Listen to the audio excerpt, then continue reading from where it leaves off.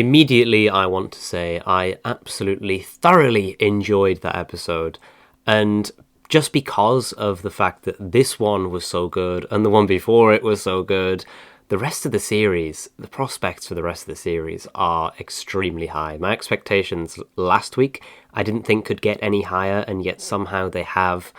And I think it's only just going to keep going from next week's episode well, which, looking at the next time trailer for that, and even the leaks surrounding it a little bit, my god, I cannot wait for that to come out, because it will be fantastic. I already know it.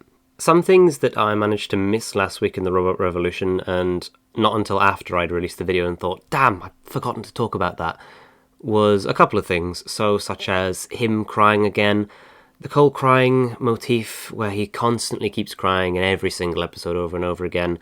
Luckily, that was rectified this week. It's not a huge complaint that I personally have, but a lot of people seem to get really wound up about the fact that he cries every single time. But this week, nothing to cry over, so he's completely fine. My big thing about the crying is that it seems to be so forced.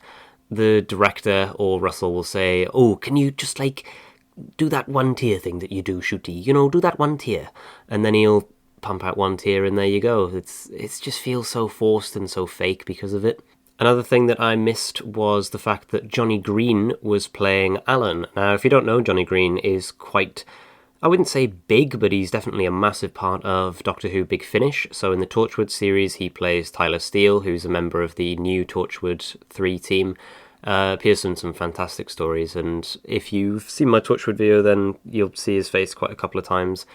And of course, he plays my favourite companion from the entirety of Big Finish, being Cole Jarnish, who is the companion of the War Master in the first series, Only the Good. Fantastic performance from him, and it's just so good to see him finally on screen. I don't know how I had no idea it was him, especially considering we get to see his face pretty up close. But speaking about Alan, upon further reflection, my whole comment about the incel stuff was kind of out of nowhere, and yeah, he was a bit of a weird bloke, but he didn't really seem to be incel-y at all. I was completely wrong, because looking back at it at the beginning, he does have a line about how girls aren't very good at maths, and I don't know how I completely missed that, but it's just so well snuck in there, to the point where you kind of just gloss over it and think nothing of it. And that's incels in general. They say things that are completely outrageous and completely ridiculous, but they say them in a way that they can easily be glossed over and just forgotten about. So my criticism about how the whole incel stuff wasn't set up very well, yes, it's true that he didn't appear very much, he only appeared for one scene in the cold opening, but I was completely wrong. I've got to retract that. The incel stuff was there from the beginning. You just really had to look for it and think, what is he really saying? Why is he saying this? Is he a bit dodgy? And it turns out, yes, he is. So fair enough, Russell. One massive thing that has been in the news this week for Doctor Who is the Twitter discourse, because when is Twitter not on fire about an episode? And this time it's about something that I didn't even think people would particularly care about, and that is, of course, the cat getting disintegrated. A cat that we didn't know the name of and appeared for 2 seconds. Now, I thought this scene was very funny, because it's a cat getting disintegrated as a joke. It's a gag. It's nothing to take seriously. But people were absolutely vile and vicious about the fact that this cat's been killed. Doesn't Russell T Davies care about animal rights, using them as gags, killing off cats? Okay, you don't care when Sasha 55 gets killed and say, oh, well, she wasn't built up enough. She wasn't built up enough to be someone that I should care about. But you care about a cat that appeared for 2 seconds and we don't even know the name of. Come on, people. Are you trying to be hypocritical here? Oh, God. Doctor Who fans, man. Doctor Who fans. So, on to the episode itself, titled Lux. Short, sweet, and simple. Though this story is definitely not the latter. I must say, right from the beginning, I did think that this was going to be one that I would enjoy. It's one that shakes up the format. We have a cartoon character, being Mr. Ring-a-Ding, coming out of the cartoon and wreaking havoc on the world, or in this case, just one theatre in the middle of Miami. He was by far the best part of this story. The fact that when he comes out, the CGI that's used on him, the grainy light effect over him, the 2D onto the 3D. It's like when they reanimated Evil of the Daleks, and you've got the 3D Daleks, or Power of the Daleks even, you've got the 3D Daleks in a 2D world space, and yet it still manages to work, and have those characters interact with each other. It's just fantastically done, and to have him be the God of Light, another member of the Pantheon, I think I said this last series, but the Pantheon presents such a brilliant opportunity for the Doctor to go through a series defeating various gods, and then at the end it all comes to a conclusion. However that will be in the reality war, we'll see. While, of course, I think there can be an argument for him defeating these various gods over and over, it kind of diminishes the fact that they are gods. They're not really, if they just keep getting defeated in single episodes quite easily. Or in the case of Sutekh, technically too. I mean, he didn't really appear for the entirety of the first one, but that's neither here nor there. Yeah, I mean, I can kind of see the point of that, but at the same time, it's Doctor Who. What do you expect, the Doctor to lose? That's not going to happen. That's not what the show is. It's Doctor Who for a reason. And, I mean, the fans know that, who showed up in the middle of this episode, and I have a feeling a lot of people are going to be quite upset about that. I can see why, especially if you feel like you've been personally attacked by the hashtag RIP Doctor Who, I saw the leaks online. That line, though, I saw the leaks online, is just so fantastic and sums everything up about people. You think, you're creating your own misery. You're just ruining it for yourself. But if that's what you want to do, then fair enough. I try my best to steer away from leaks because I don't really want to know what's going to happen. And especially with the Sutekh reveal last season, I had no idea that was going to happen. And I'm really glad I had no idea that was going to happen because I didn't want it to happen. And the fact that it did happen was a good thing. That was needlessly complicated, but you get what I'm trying to say. Meeting actual Doctor Who fans, though, you already know that TARDIS Wiki is going to have to analyse everything that was on their shelf and then make its own wiki entry about what's on that shelf and have an absolute field day with that. But of course they weren't real. They were derived, assumedly, from the Doctor's brain of what he'd want to have as someone watching him. And maybe a little bit of Miss Flood in there, because of course at the end of the episode she says, oh, this is the show to watch, and points towards the TARDIS.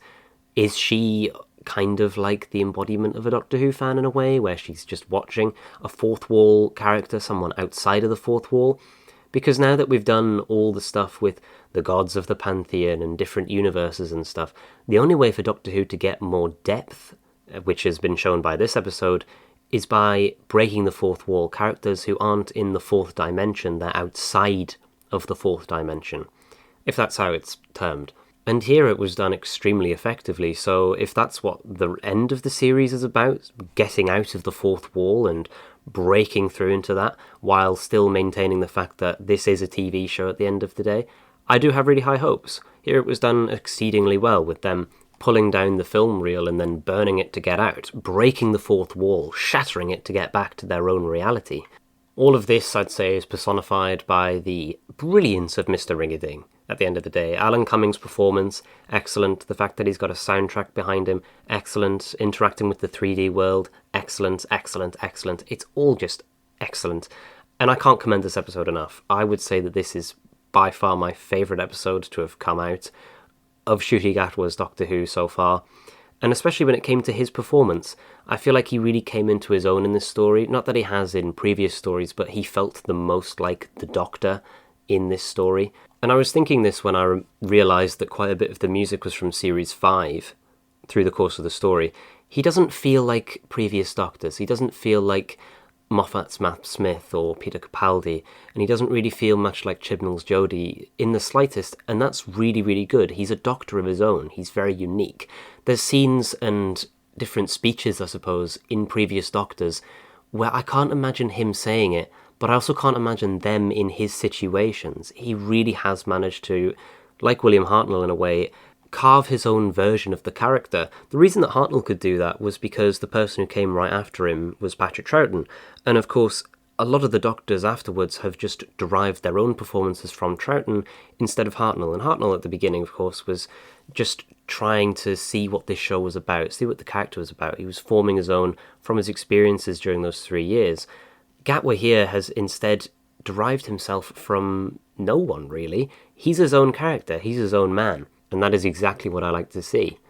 Another very interesting thing about this story is, of course, the challenges that are faced by having the first person of colour TARDIS team. Now, both Belinda and the Doctor are not white, so when going to an era such as 1952, in America of all places, some challenges are presented when doing historical stuff like this, namely segregation. And when that line came of, what do you mean by bending the rules? Segregation, honey. That really hit me because I completely forgot that we as human beings did. And I've studied that era very intimately. I know quite a lot about it, but I just completely forgot about it. It never crossed my mind that these two are the odd ones out here. They don't fit in. But despite all that, the Doctor just keeps on moving. As he says to Belinda, he just keeps on going with a smile on his face. And that really is such a wonderful message. Overall, I don't really have too much bad to say about this episode, if anything at all. I might think of something later where I think, oh, well, I didn't really like that. I reckon there could have been more around Mr. Rye, but at the same time, I can't really think of what would be added to make him more of a relevant character. It struck a fine balance. It was paced very, very well. And the joke with when you meet actual Doctor Who fans with, oh, we've already half an hour in, gotta get to the third act. It's just brilliant. It's just absolutely brilliant. As a first proper adventure as a companion for Belinda, I've got to say, no complaints whatsoever. I think she's going to turn out to be a very strong, very capable companion who doesn't put up with his crap, especially, because the Doctor comes out with a lot of stuff, and especially in earlier incarnations was very manipulative. I can't see her putting up with that at all, and that is exactly what we need in the TARDIS. But anyway, guys, thanks for watching. Leave your thoughts down below on this story, as I love to read them. I got a couple last week, and it was a joy to read them and see your perspectives on that story. A bit mixed overall, but I suppose that is to be expected when it's an episode about incels. For the History of series fans among my subscribers, I have a video coming out on the 2150 Dalek invasion of Earth tomorrow at 6 o'clock regular time, so if you are interested in that, then stay tuned and make sure to check it out. But as always, thanks for watching.